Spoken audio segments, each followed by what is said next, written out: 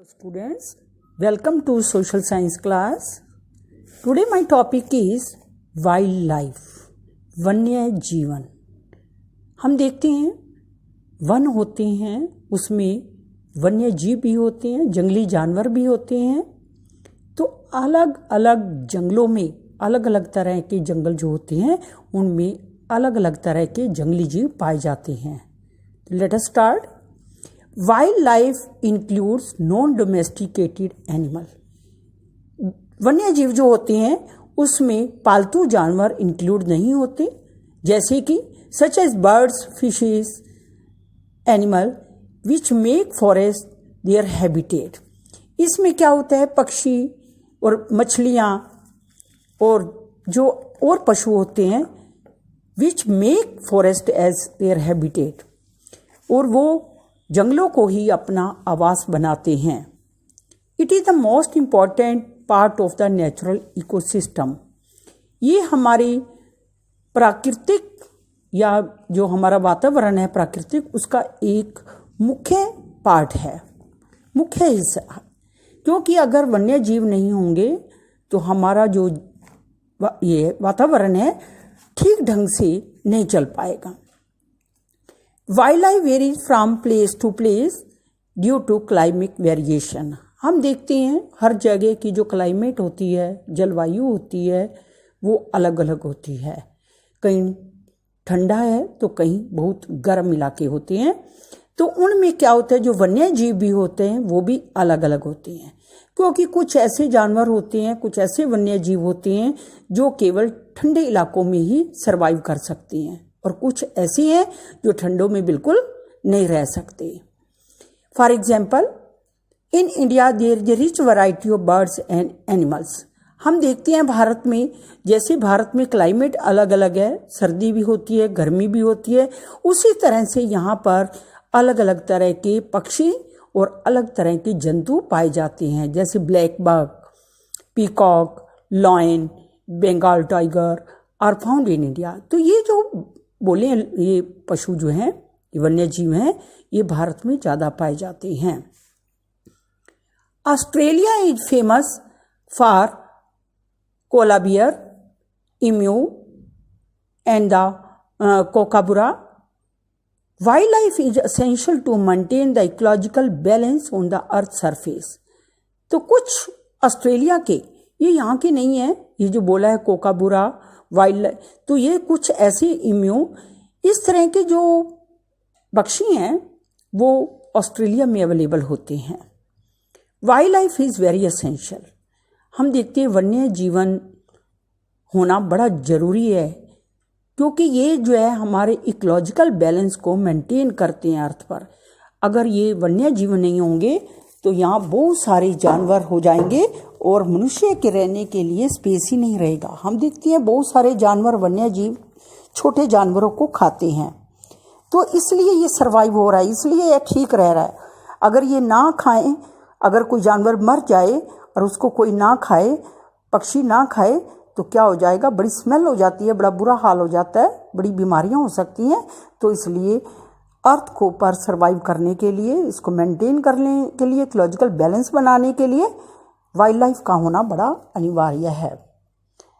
Wild life is important for the aesthetic value and ecological balance. हम देखते हैं कि वन्य जीवन कई बार प्राकृतिक सुंदरता और बैलेंस को बनाने के लिए बड़ा जरूरी है.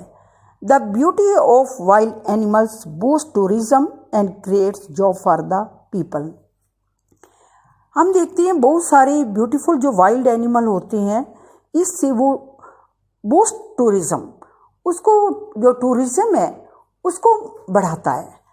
हम देखते हैं बहुत सारे जो लोग हैं वो जू देखने जाते हैं, अगर वहाँ जू ना हो तो वहाँ लोग नहीं जाएं.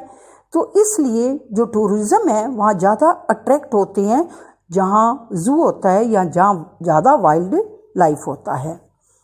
Animal behaviour changes at the time of nature disaster like tsunami and earthquake. हम देखते हैं कुछ जानवरों का जो बिहेवियर है, कुछ आपदा जब आने वाली होती है उसमें उनका बिहेवियर बदल जाता है. वो पहले ही चेतावनी दे देती हैं कि कोई आपदा आने वाली है, मान लो सुनामी आने वाली है, अर्थक्वेक आने वाला है। तो क्या होता है, ये जानवर जैसे कुत्ते का एग्जाम्पल लेते हैं, डॉगी का एग्जाम्पल लेते हैं, तो वो रोने की आवाज़ करता है रात को, तो इससे हमें लगता है कि कुछ गलत होने वाला है।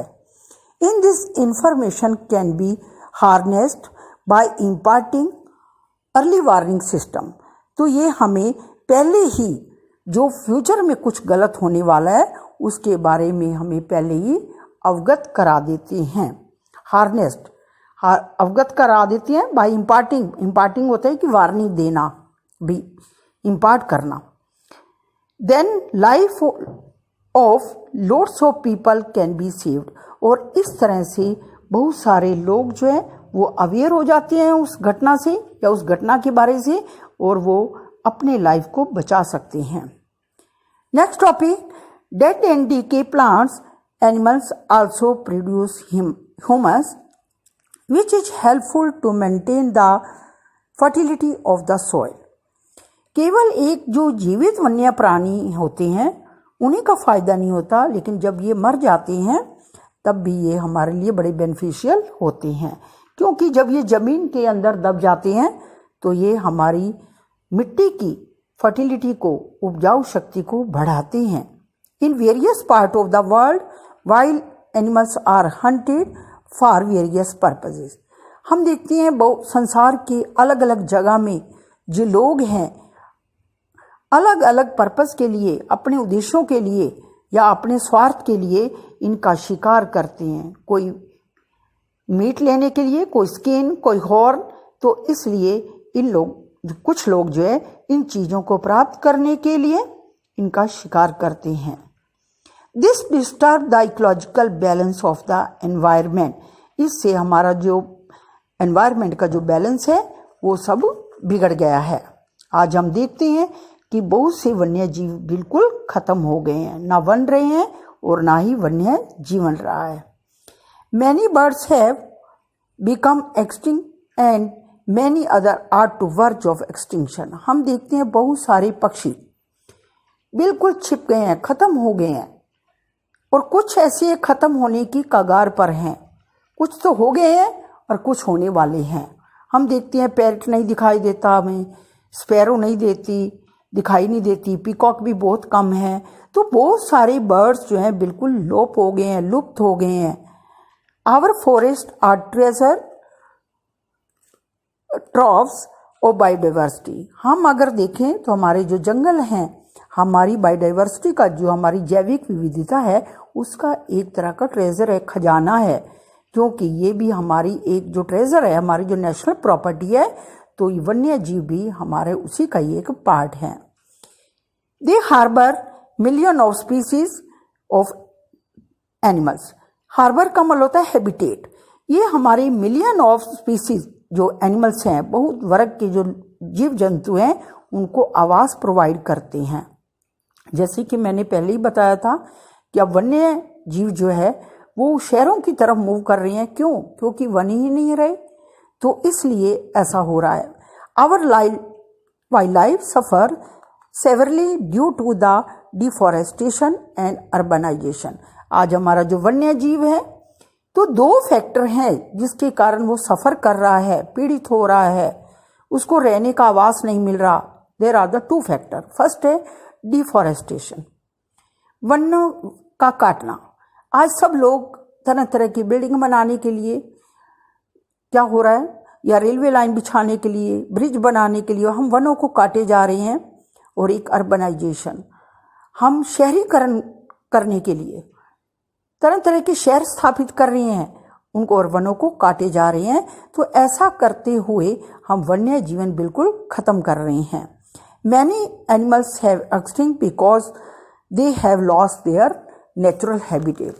वन्य जीवन इसलिए खत्म हो गया है क्योंकि उनकी जो आवास हैं वो खत्म हो गए हैं। Hence there is a great need for conservation of wildlife. इसलिए अगर हमें वन्य जीव को बचाना है तो कुछ हमें एफर्ट्स करने होंगे, हमें उनको बचाने के लिए बहुत हमें आवश्यकता है। और कैसे कर सकते हैं? Several steps are being taken by the government of India to conserve the wildlife. Some of these are. तो गवर्नमेंट को भी चाहिए और हमें भी चाहिए कि कुछ हम ऐसी मेजर करें, कुछ ऐसे स्टेप उठाएं जिससे कि वन्य जीव बना रहे। फर्स्ट है hunting and the poaching of wild animals and birds have been ban. सबसे पहले हमें वन्य जीव का और पक्षियों का शिकार करना बंद करना चाहिए। हंटिंग होता है अपने शौक के लिए शिकार करते हैं, पॉचिंग का मतलब होता है गैर कानूनी ढंग से शिकार करना। तो इसके ऊपर सरकार को पाबंदियां लगानी चाहिए, रोक लगानी चाहिए। Killing of wild animal is a punishable offence. हम देखते हैं कि जंगली जीव को मारना एक दंडनीय अपराध है।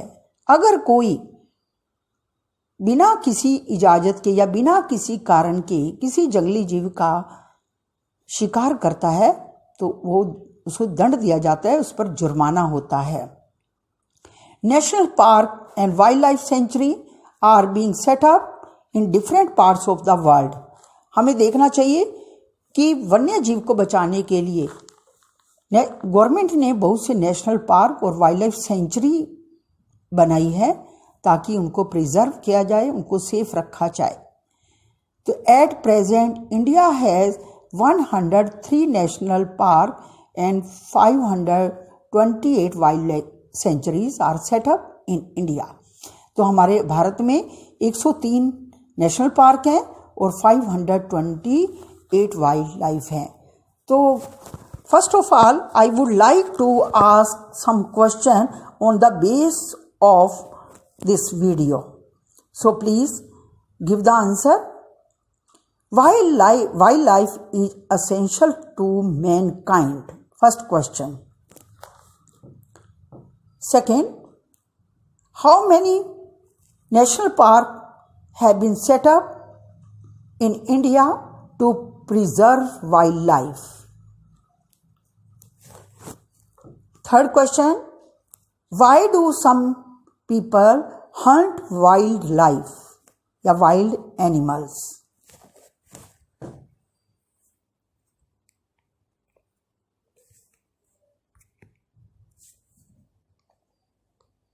Students, welcome to social science class.